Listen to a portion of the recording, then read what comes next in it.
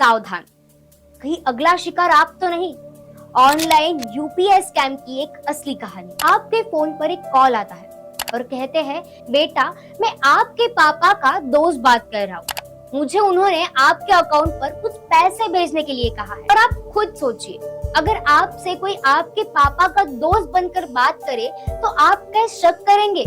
शायद नहीं। और यही सबसे बड़ी गलती। आजकल ठगों के पास एक स्क्रिप्ट तैयार है, ओटीपी झांसा, फेक कस्टमर केयर और यूपीआई स्कैम, और इन जैसे कई स्कैम वो लोग आजकल हमारे साथ करते हैं। प्रिया एक सिंपल सी स्टूडेंट, वो पढ़ाई के लिए अपने घर से दूर देहरादून रहती थी। एक दिन अचानक उस पे फोन पर एक कॉल आता है और उसे कहा जाता है कि बेटा मैं आपके पापा का दोस्त बात कर रहा हूँ, उन्होंने मुझे आपके अकाउंट पर एक 20,000 भेजने के लिए कहा। पापा का नाम सुनते ही प्रिया ने भरोसा कर और आगे वाले ने उसे यूपीआई कंफर्मेशन मांगा और झट से उसे एक मैसेज पॉपअप हुआ 10,000 क्रेडिट का।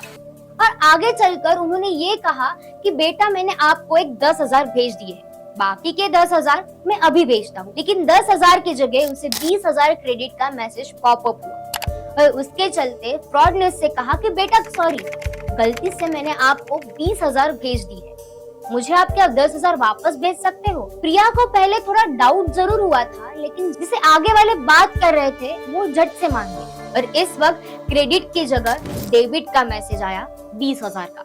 और जब तक प्रिया को कुछ समझ आता कि ये स्कैम है, तब तक तो बहुत देर हो चुकी। और ऐसे ही सब स्कैम के कुछ रियल इंसिडेंट है जो कि 2023 में पुणे में हुआ था। एक महिला के व्हाट्सएप पे एक मैसेज आता है, घर से काम करो और 1,200 रुपए कमाओ, और इसके चलते बार बार उससे कई सारे पैसे भरवाए गए और लगभग 3.8 लाख रुपए का स्कैम उसके साथ हो चुका था। और वैसी ही सेम घटना 2022 में मुंबई में घटी थी।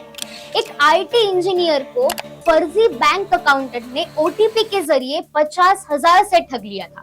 और मानो वो इतना प्रोफेशनली बात कर रहा था कि कोई इस पर शक ही ना कर सके। सवाल ये आता है कि हम और आप जैसे पढ़े लिखे लोग इन स्कैमर के स्कैम में कैसे फंस जाते? तो इसके पीछे कुछ 3 सबसे बड़े रीजन है।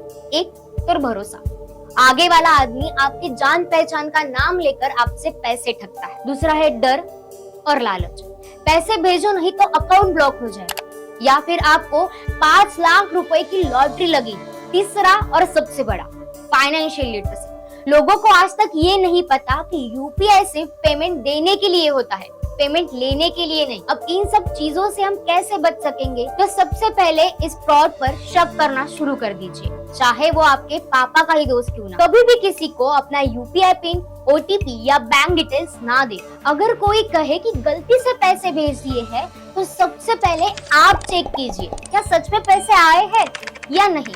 और इतना सब कुछ होने के बावजूद भी अगर आपके साथ स्कैम होता है, तो अभी cybercrime.gov.in पर रजिस्टर करें या फिर टोल फ्री नंबर 1930 पर कांटेक्ट करें। आज सिर्फ प्रिया स्कैम का शिकार बने, लेकिन शायद कोई और भी हो सकता है, आप या मैं। अब आप ही बताइए, क्या आपको कभी ऐसा कॉल या मैसेज आया है?